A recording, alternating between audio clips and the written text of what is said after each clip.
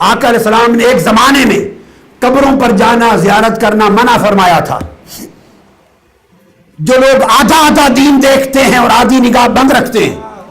وہ آج تک وہی لیے پھرتے ہیں کہ قبروں پر جانا عورتوں کا منع کیا, لعنت بھیجی. پھر دوسری حدیث آ گئی,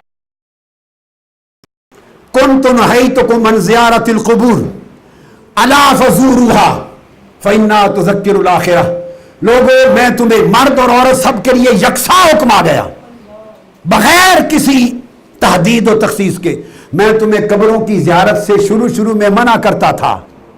اس لیے کہ تمہیں آداب معلوم نہ تھے, کیسے جانا ہے کیسے نہیں جانا, کہ تازہ شرک سے نکلے تھے, جاہلیت سے نکلے تھے. الا فزوروها, اب قبروں پر جانا زیارت کرنے کو صرف بحال ہی نہیں کرتا, حکم دیتا ہوں کہ جا کے زیارت کیا کرو. تو پہلی منسوخ ہو گئی, یہ ناسخ آ گئی. اور ناسخ و منسوخ کے لیے زمانے کی تاریخ چاہیے, کون سا حکم کس جگہ کس زمانے میں کس سن میں وارد ہوا. تو زمانے چاہیے, معرفت سنت چاہیے, احادیث کی معرفت ہو, عربی لغت کی پوری کامل معرفت ہو, ایک ایک لفظ دور جاہلیت میں کس معنی میں استعمال ہوتا تھا, استعمالات کیا تھے, اس مقام پر استعمال کیا ہے, اس مقام پر معنی کیا ہے, اس کا اطلاق کیا ہے. تو معرفت لغت ہو, اصول فقہ کی معرفت ہو, مواضع اجماع کی معرفت ہو کہ صحابہ کا اجماع اس پر ہوا یا نہیں, شریعت کے مقاصد کی معرفت ہو, قواعد اور کلیات کی معرفت ہو, جہاں جہاں اختلاف آیا ہے مواضع اختلاف کی معرفت ہو,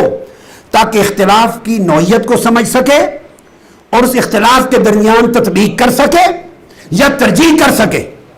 تو اختلاف سارے معلوم ہوں گے تو تبھی تطبیق اور ترجیح ہوگی کہ کیا کرنا ہے کیا نہیں. ایسے تو نہیں کہ پانی ڈال دیا ہنڈیا میں, نہ گوشت اس کے اندر ہے, نہ مرچ مسالہ ہے, نہ سبزی ہے, نہ دال, کچھ بھی نہیں, لے لیا پانی ڈال کے تو پکڑ لیا ڈنڈا اور ہلائے جا رہے ہیں, تو کیا پکے گا سالن. یہ ادھورے علم کے مفکر, ادھورے دور جدید کے مفکر جو امت کو, نوجوان نسل کو گمراہ کرنے کا فریضہ ادا کر رہے ہیں, وہ توجہ کریں. اماموں کا انکار کرنے والے,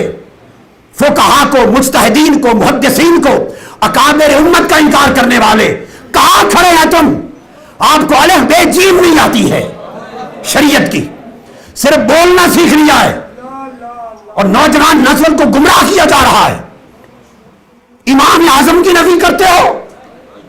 جنہوں نے سمندروں کے سمندر قرآن اور سنت کے ان کے پی ڈالے تھے. امام مالک کی نفی کرتے ہو, امام شافعی کی, احمد بن حنبل کی, امام جعفر صادق کی, امام ابو یوسف کی, امام محمد بن حسن شیبانی کی, مغینانی کی, صاحب مرسوم سرخسی کی.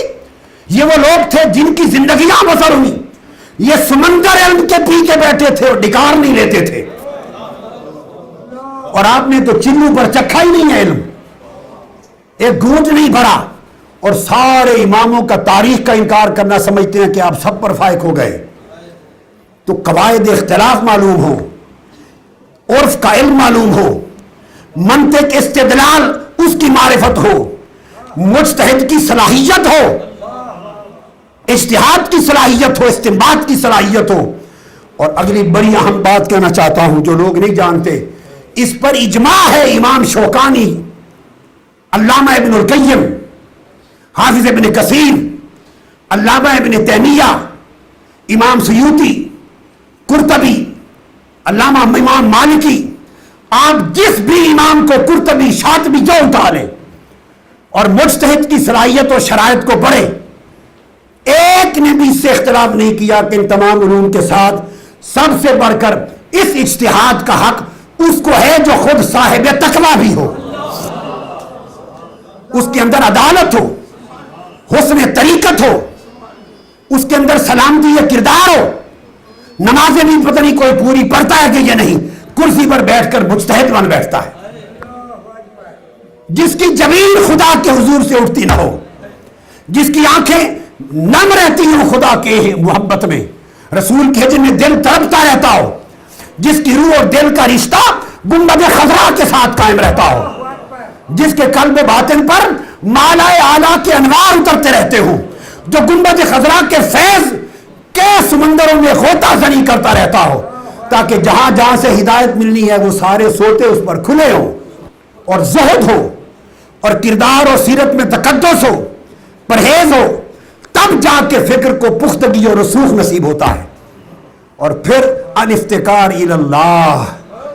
اللہ کی طرف فقیر رہتا ہو، اللہ کی طرف جھکا رہتا ہو، مولا کے در پہ سائل رہتا ہو، دن کو علم کا کاروبار کرے، کاروبار دنیا کا نہیں، شغف، علم کی دن سارا کتابوں میں گزارے، رات مصلے پر گزارے، دن کو اجتہاد کرے، رات کو تہجد کرے، اس کے حضور جھکے، گڑ گڑائے،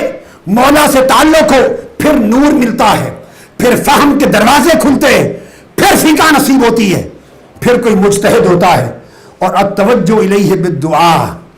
اور پھر یہ تمام چیزیں عمل صالح کی اس کے ساتھ ہوں اور یہ سارے علوم نصیب ہوں تو اس قابل بنتا ہے کہ جا کے قرآن اور حدیث کے اوپر فقیہانہ بات کرے، مجتہدانہ بات کرے۔ اور پھر وہ جو لوگ جنہوں نے ان صلاحیتوں کے ساتھ مل کر قرآن و سنت کے علم کو فقہ میں مرتب کیا، وہ امت کے امام ہوئے۔ اور یہی وجہ ہے کہ آج 14 صدیوں کے باوجود امت ان کی پیروی کر رہی ہے۔ ایسے ہر کسی کی پیروی کوئی نہیں کرتا، یہ جو اتنا دوام اور بقا ملا ان کو، یہ من جانب اللہ ہے۔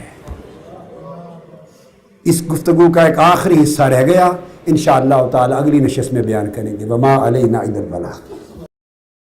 پاک سورج سے اندھیروں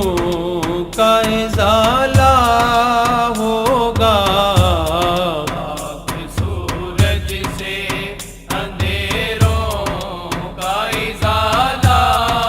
ہوگا، آپ آئیں تو میرے گھر میں اجالا